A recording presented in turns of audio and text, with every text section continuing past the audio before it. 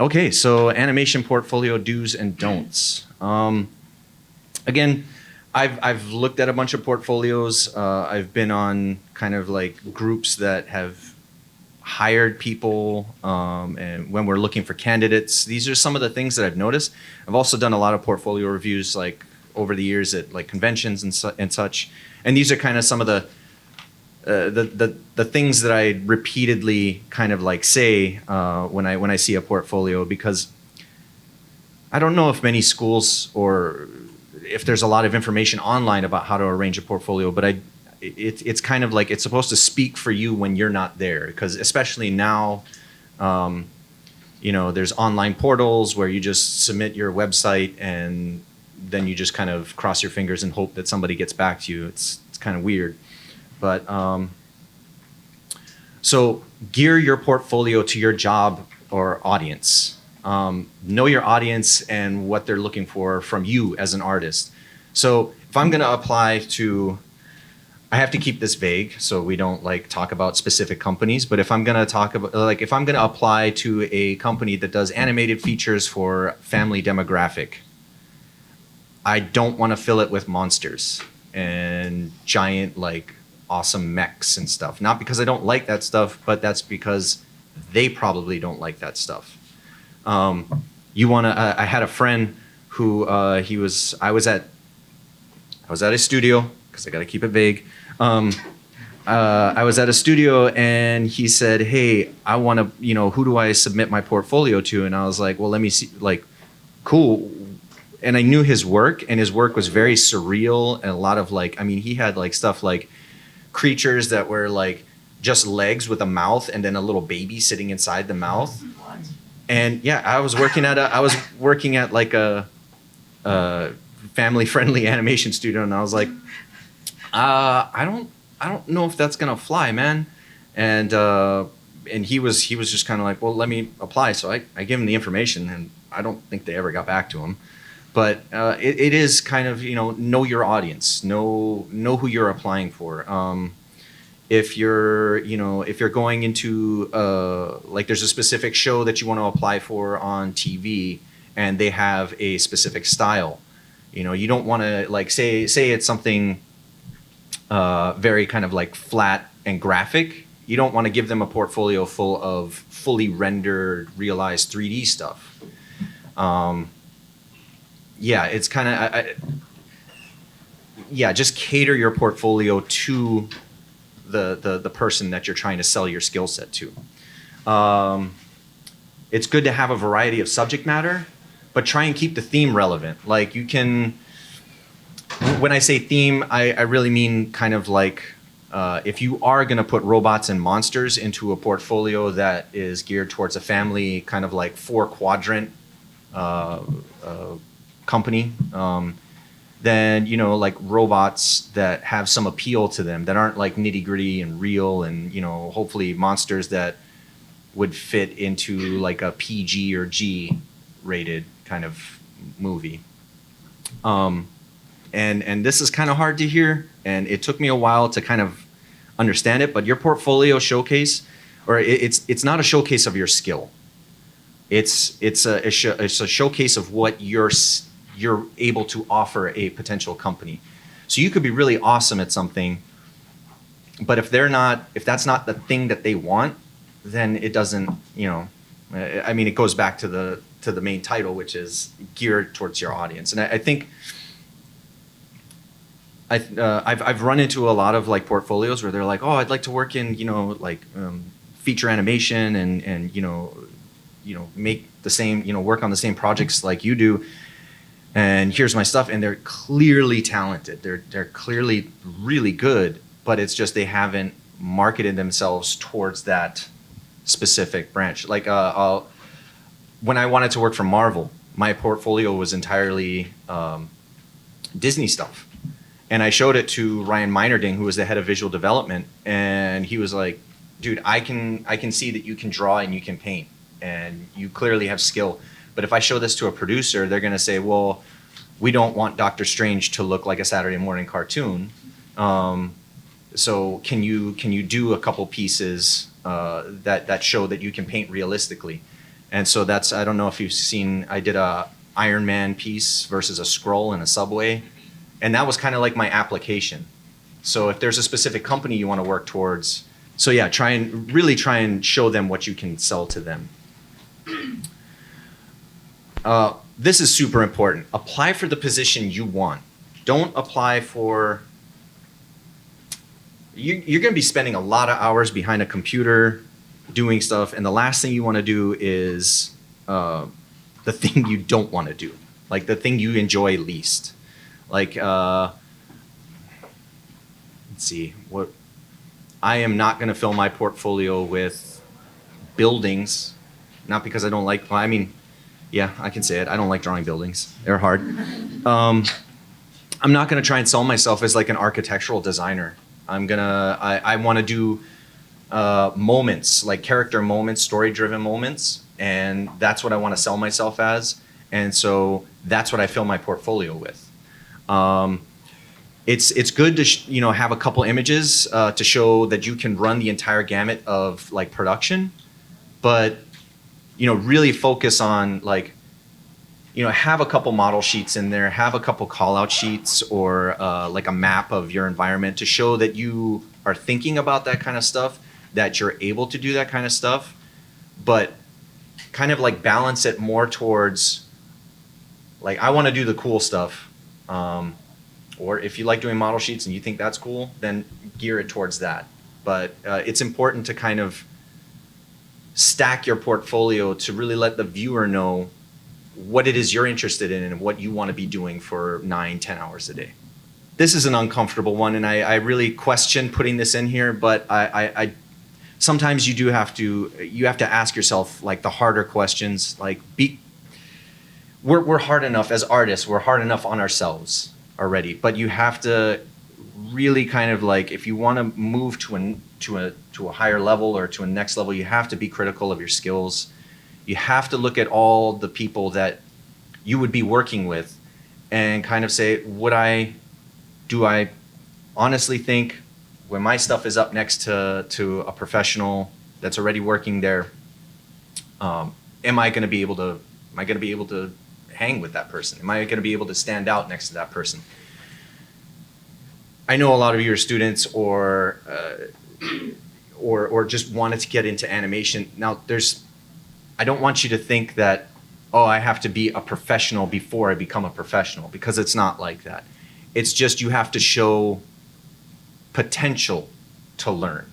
Like you have to show the bare bones of, you have to have your perspective down. You have to have some, if you're putting characters in environments, and I should have prefaced this with, I'm speaking a lot from the environmental side, world building side. I'm not by trade a character designer, so I think a lot of this applies to that. But just know that any company you go to, there will be room for improvement. But the farther you have to go to improve, the harder it's going to be. They're going to throw you in the deep end right away and kind of say, design this set. Unless you're in a training program, and I highly recommend, if there's the ability to get a paid training program, a paid internship, because you should not be working for free, definitely take those, because the expectations will be lessened a little, and they'll know that you need a little more room to grow. But yeah, I really don't want this to hinder anybody's, like, I don't want this to ruin anybody's day. Like, it's not supposed to be like, well, you better be awesome or you're not getting a job. No, it's not like that. It's show them that you have the potential to grow. And the potential comes from seeing your skill set and seeing where your skill sets are now.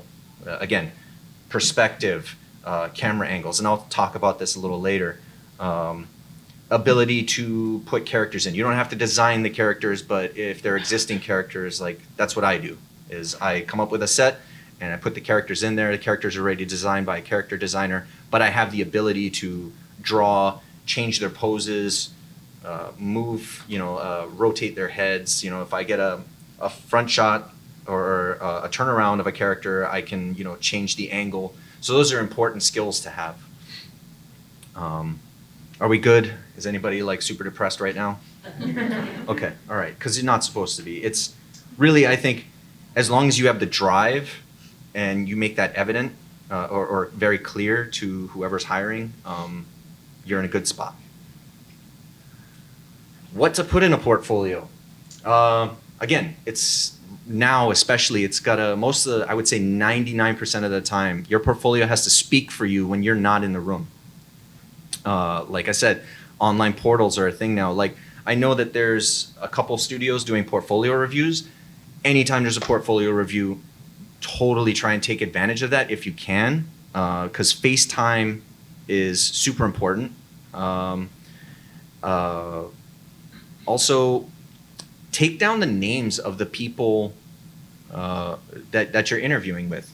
Like, they're taking down your name, take down their name, especially the recruiters. And I would not, like, when I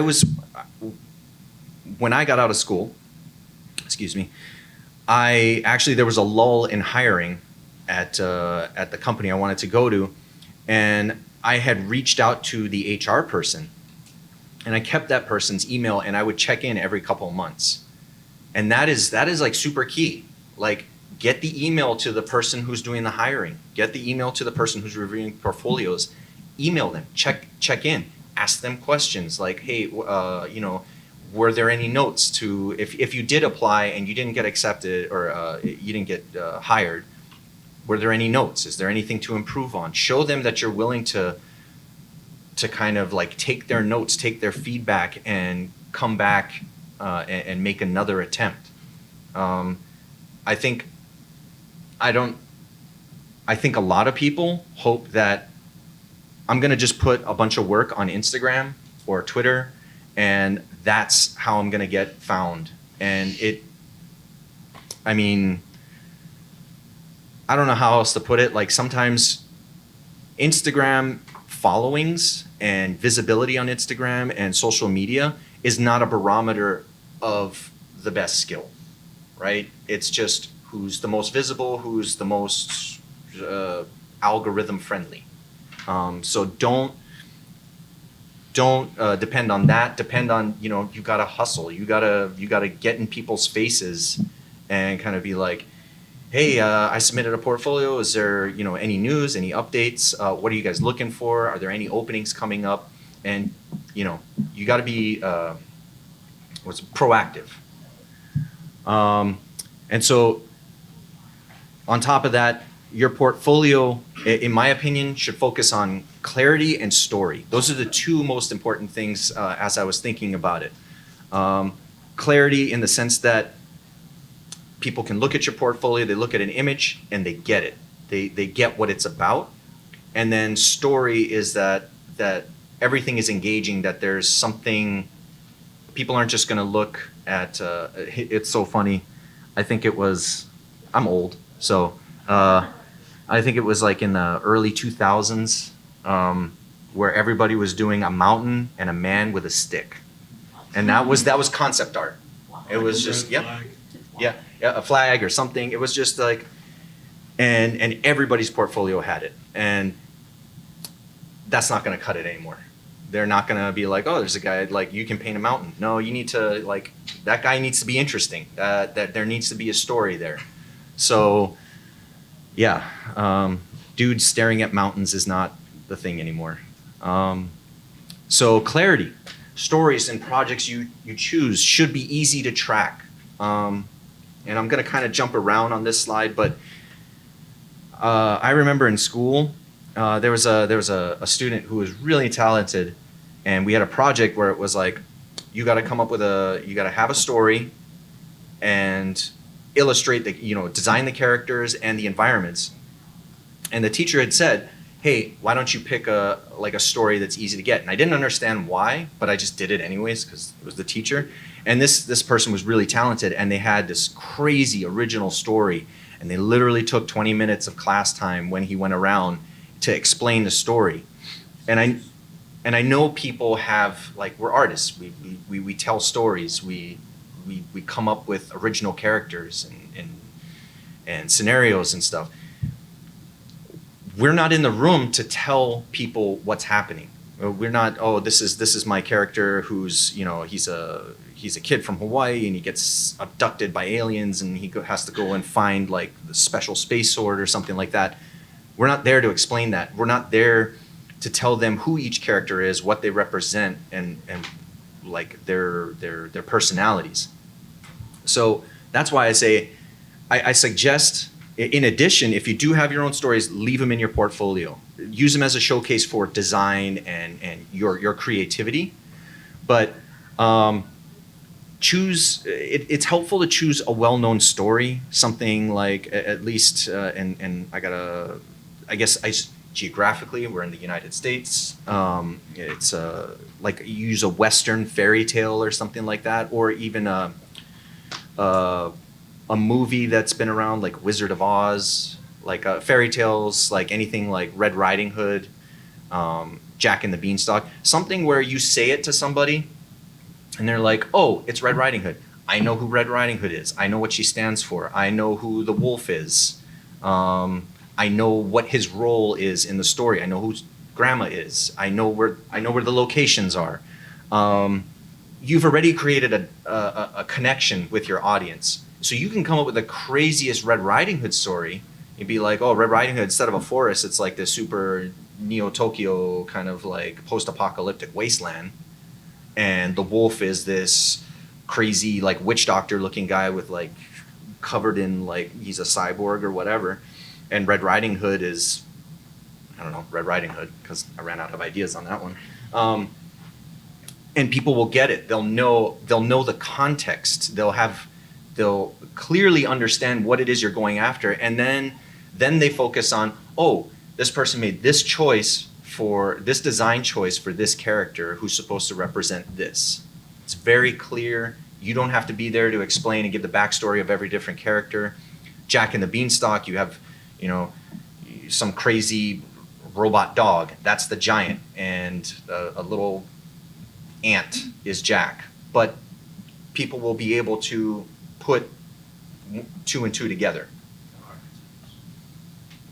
Thank you. Yeah, archetypes. I'm blanking on the word.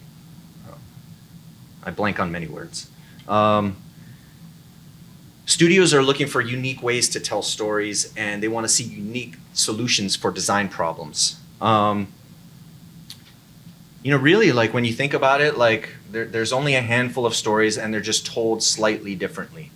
And they want to see like, if you're going to do Red Riding Hood and you want to do it traditional, it better be really awesome.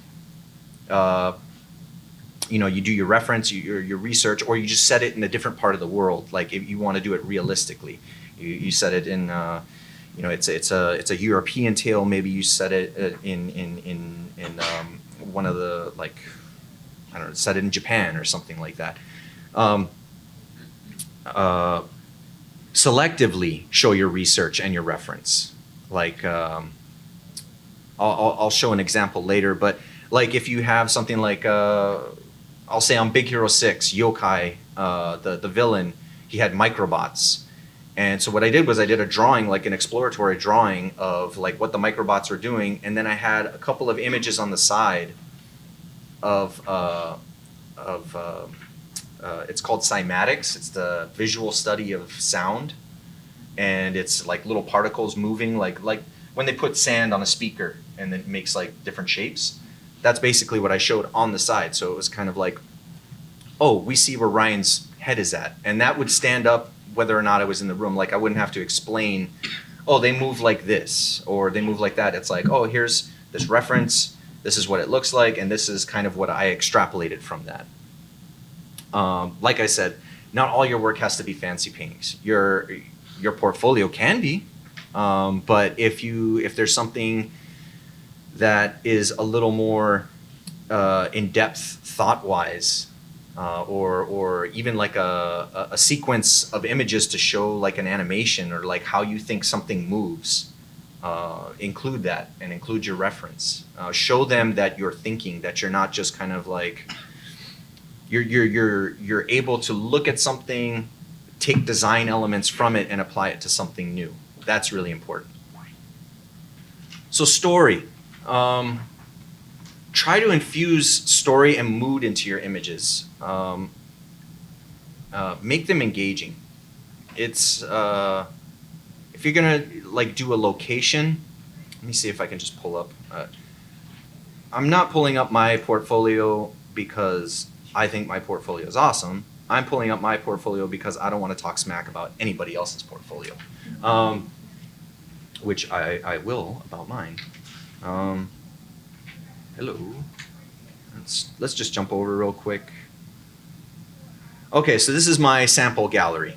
Let's see. I probably shouldn't have started with this image because it doesn't really tell much of a story. It's just a tiny guy on a tree stump, and there's not much going on. But I wanna like I said, show what you want to do, and I want to make this a movie, so that's why I put it first. But like, let's see. Let's go to the Iron Man. Like, there's a story happening here. I mean, it's he's gonna blast the Skrull in the face, but it's like they're coming from one direction. There's something happening. It's not just two characters standing there in the subway. That's, I mean, if you're designing a subway, like, let's see. I tried to design a little bit of, this is for Raya. Thank you. I have the art. I was trying to design, like, the idea was it was a desert area where they built their civilization like in these like holes in the ground that were like kind of like it was a hole and then it spread out underground, which I had reference for, and I painted the background first so that I could kind of like say, hey, look, I did a background, and then I did the fun stuff, which is add a story. Same thing here. It's like, oh, hey, they're gonna have this slightly Thai-inspired like architecture with these big things, but then hey, let's put Raya with early version of Tuk Tuk in the front. So that's what I mean by like storytelling. Sometimes your environment will have to be front and center, and the characters will have to be smaller, but really try and infuse some kind of like story element into it. Something I saw a portfolio yesterday, and really good stuff. And there was a painting. It was a chicken in a field, and the chicken was just picking up food. And I was kind of like, okay, this looks awesome. Like I definitely know what it is. But if you had, say, a character standing in the background, like the farmer with an axe, all of a sudden it's like, oh wait, is he gonna kill the chicken? Well, what's happening? Or does he just like axes? He just carries it around. Even if it's location, so try and add history or character. Adding a character helps with storytelling. And let me just jump back to it. This is just an interior, but I tried to like, add. Character isn't always about adding a literal character or carving somebody's name on a wall.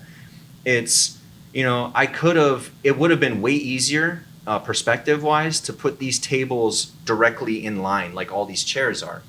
But it was supposed to be this kind of ratty, kind of like, it's supposed to be in a boat. It was a bar. It's supposed to be in a boat that was kind of stranded in the sand. And so it's tilted, and all the tables are kind of like misaligned. It's hard to see with the light. Stacking stuff rhythmically, trying to like move stuff around, move the eye around, and just adding like little like nuances, like here's a turtle shell, so it kind of tells you that there's these creatures that are like, it's kind of hard to see, turtles, like spiky turtles. Tells you that they hunt snakes. I think I had, is it still in here? Yeah, they have snakes on the wall, so apparently they eat snakes. So little things like that. If you're doing a room that has a chair, maybe the chair has a crack in it, or a table with a different type of leg. Like, you're just adding a layer of storytelling to an otherwise boring environment.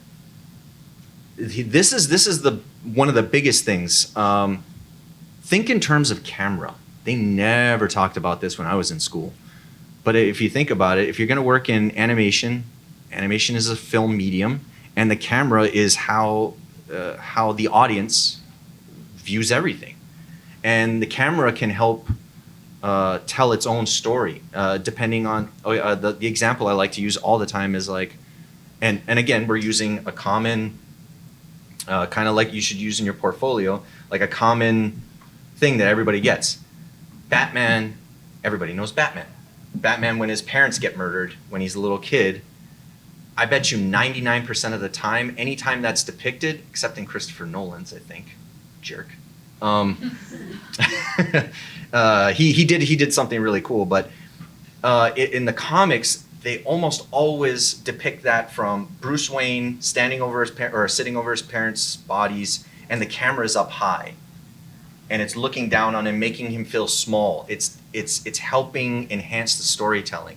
Christopher Nolan actually did something different. He did the opposite. He actually shot from a low angle up, but the way that he framed it made Bruce feel small and alone, and as it was pulling back, it felt more distant. So, like, knowing the tricks of how to use your camera can go a long way and tell a story. Like, you can do a character design, but if you put the camera at eye level, they're going to think, oh, this person's not really a threat. But if you put the camera low, like I'm doing a giant for a story, and I put the camera low for the design, I mean, not too low because it's a design, I automatically kind of give the impression that it's bigger, it's imposing, that it's a threat. So there's a book, I think it's called The Cinematographer's Eye, and I would definitely look at that. It's honestly, it is the one thing that I say to almost every single portfolio is think in terms of camera. I'll see a beautiful painting of, two characters standing in a field or something, but the camera is just right there, like at eye level. And maybe it's a somber moment. Maybe the camera should be pulled back more, or maybe it's I don't know, for some reason maybe you want to move it lower to tell a different story. So really, I can't stress it enough. The emotional impact of your camera and the lenses. There's another book called Framed Ink. I'm sure a lot of you have it, but Framed Ink by Marcus Mateo Maestre. Hope I did not butcher that name. He talks about lenses, and like there's the long lens, which is kind of like everything stays relatively the same size, and then as you get to a wider lens, you get more distortion. So like a lot of times, a lot of times when I'm doing an action scene, I use a wider lens, so my perspective is a little more extreme, and it moves the eye quicker into the scene or into the action. Yeah, like this would be a longer lens, right? Like there's not a lot of like perspective coming towards the camera. It's kind of like stacked, and it's a quiet moment, and I want to focus on the moment between Moana and the water. Whereas, or here's another good example is I want to focus on these characters. Like if I used extreme, this is for it was Meet the Mitchells, or Mitchells versus the Machines. I don't know. It changed titles like 5 times, but I wanted to tell the story of the characters, and it's not so much an action moment. If I wanted to do an action moment, I would do something like that, where the scale between, I mean, look how big her head is compared to the dad's head. And like we know that the Furby, sorry if I'm spoiling the movie for you, but we know that the Furby is gigantic. So, and then we have a little Mall of America sign. But yeah, pushing that perspective really kind of like it sells like an intensity to your piece, whereas having more of a flat, a longer lens focuses more on the character interaction. Sometimes there's always exceptions to the rule. This is, I mean, it's actiony, but it's flat so that we can see all the characters in the background, and we can kind of read like the comedic moment between Baymax, Hero, and a lot of times, like, it's like sometimes people ask me, do you think about the rule of thirds when you're doing a drawing? Not really. But do I think about camera? All the time. Structuring your portfolio, like how to actually put it together. I would say put your most impactful, like the image you're most proud of, put that front, like that's the opening. That's like, oh my gosh, who is this? That's what you want people to say.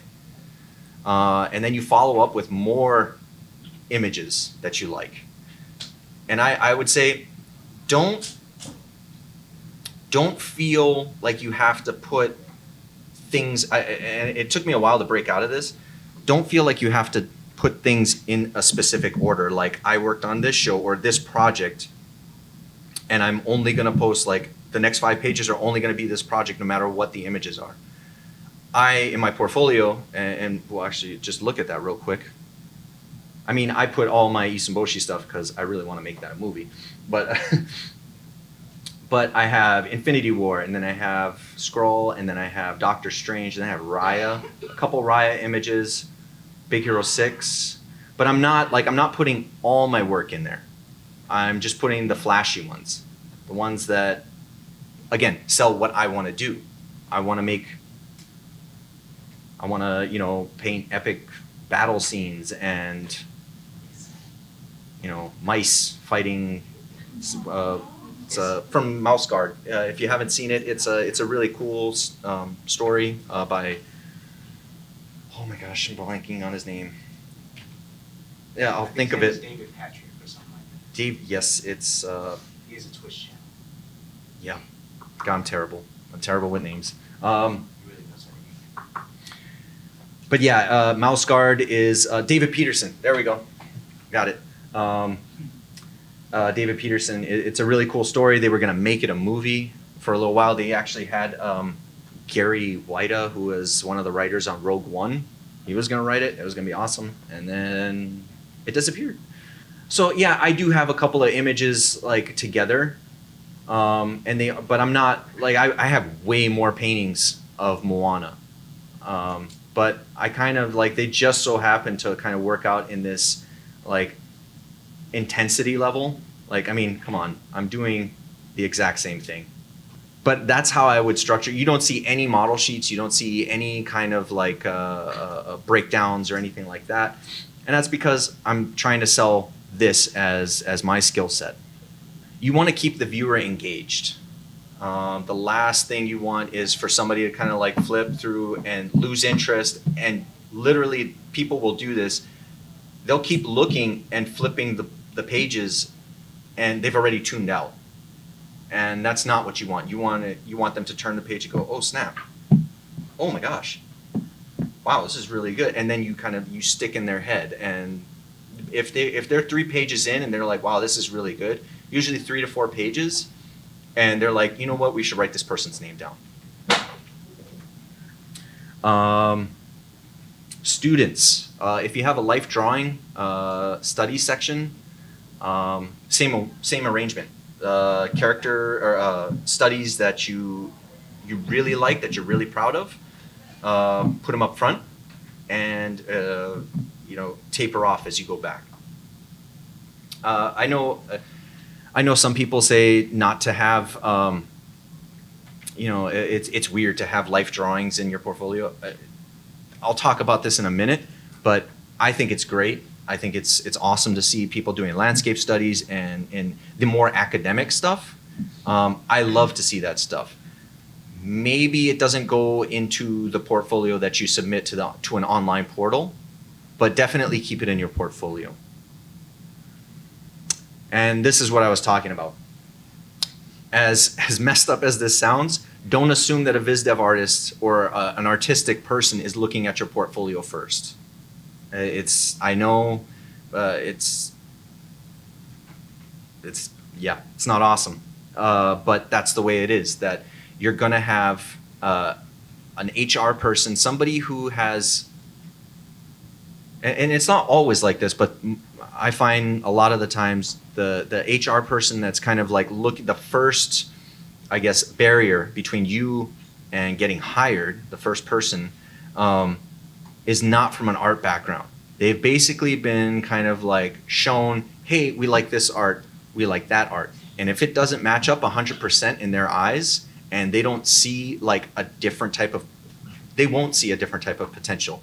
They'll only see, this is not the same as the thing I was told to look for. This does not get a pass. So you have to try and sell with those flashy images, like try and think of the stuff that would make your parents be like, ooh, that's awesome. Or just a random person on the street, like they're not gonna appreciate the same things that artists appreciate. Like if somebody opened up their portfolio and it was like a beautiful landscape I would be like, hire this person immediately. You show it to an HR person, they're like, well, it doesn't have any robots, so it's a no. Again, flashy images will grab their attention. I mean, literally, sometimes you do have an HR person that comes, and these are the best ones, an HR person that comes from an art background. Like maybe they wanted to be an artist and they decided, you know what, I don't want to work in production, but I do want to help staff shows. And those people are awesome. Not saying the other ones aren't awesome, but they're more awesome. Yeah, a lot of times they're literally looking down an Excel spreadsheet and checking off a list, not kind of using a critical eye, an artistic eye. Have a sample portfolio, which includes all the intention grabbers. So that's what my sample portfolio is. It's everything I want to do, and it's the flashiest stuff I have. And have a subsection. Too bad I forgot my own password. But have a subsection of other pages. If you should have a website. I should have said that first. Have a website. I use format that you have to pay for that. But if you use, I think ArtStation has its own portfolio site. It's really weird when you submit for a job, like you submit an application for a job and you give them like, here's my Twitter feed. So not only can you see my art, but also every random thought I've had for the past 5 years. Or an Instagram, which is still, it's images, but it's kind of like, it does send a little bit of a message of, you get what you get, and I'm not gonna try and like pretty it up for you. You wanna kind of have a presentation. So having a portfolio site goes really far. Again, I think ArtStation, be careful on ArtStation. The whole AI thing and opting out and that stuff. But yeah, having subsections. So in my subsections, I have, for each show, I have all the artwork I did. So it still has some of the sample portfolio images, but it also has like all the breakdowns and maybe other images that aren't as flashy or attention grabbing. But if I have their attention at the sample portfolio, then they'll start looking through my other work. So you don't want to bore them with like, oh, here's a map for this environment that I did, when they're not really interested in the environment. Yeah, speaking of AI, half of my portfolio ended up in AI, so I will tell you, glaze your work, anything you put online, protect yourself. I'm sorry, Glaze. Glaze is a program, you can look at it, it's the Glaze project. And it basically masks the style of your artwork from AI training data on it. So technically right now somebody can type in, I want concept art in the style of Ryan Lang. Luckily there's a couple Ryan Langs, and our artwork does not look the same, and so it still hasn't figured out which Ryan Lang to make. So it's like, you'll get characters with like 5 knees.